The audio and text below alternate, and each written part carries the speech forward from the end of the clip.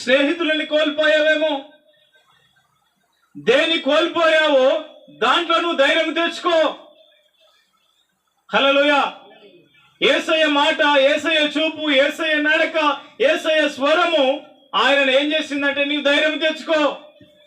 దేని గురించి అయితే చింతిస్తున్నావో, దేని గురించి అయితే భయపడుతున్నావో దాని గురించి నువ్వు చింతించకు. దానిలో నీకు ధైర్యాన్ని ఇచ్చే యేసయ్య నిన్ను పిలుస్తున్నాడు. మనుషులు కాదు నిన్ను పిలిచేది, స్నేహితులు కాదు నిన్ను పిలిచేది, నజరేయుడైన యేసయ్య నిన్ను పిలుస్తూ ఉన్నాడు. నీ ప్రార్థనకు జవాబు దొరుకుతా ఉంది. యేసయ్య నిన్ను రమ్మంటూ ఉన్నాడని చెప్పి నువ్వు ధైర్యం తెచ్చుకో. నీ సమస్య ఈ రోజు నుంచే తీరబోతుందని చెప్పి యేసయ్య శిష్యులు అంటున్నారు. అప్పుడు చూడండి, ఆ వచనం చదవండి ఒకసారి. లెమ్మని వానితో చెప్పగా బట్టను పారవేసి దిక్కున లేచి యేసు వద్దకు వచ్చెను. వింటున్నారండి?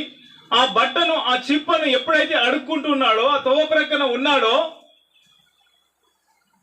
దాన్ని పడేసాడంట. ఏం చేశాడు?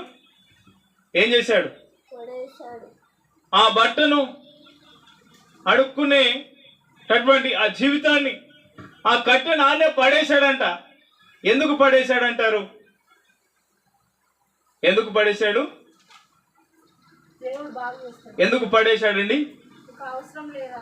వింటున్నారండి?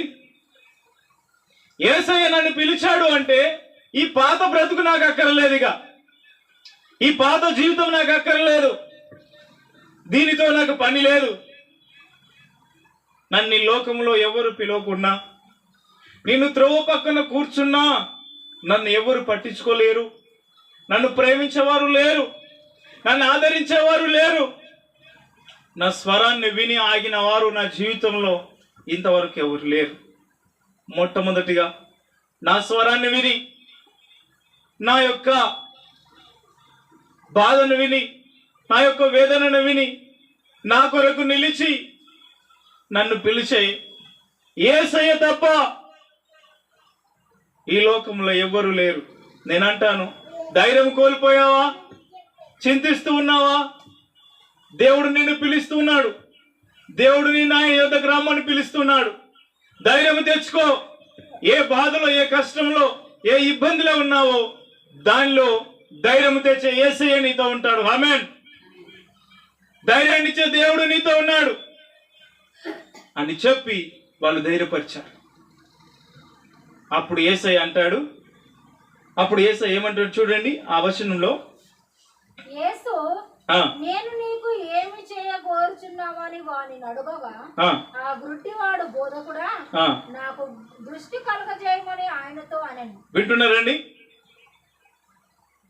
ఈ గుడ్డివానికి ఏం కావాలో యేసయ్యకి తెలియదా? ఏం తక్కువ ఉందో యేసయ్యకి తెలియదా? తెలుసు. మరి ఎందుకు అడుగుతున్నాడు? నీకేం కావాలి, నేనేం చేయాలి అని చెప్పేసి నువ్వు ఆశ పడుతూ ఉన్నావు. లేక నీలో ఏ ఆశ ఉంది?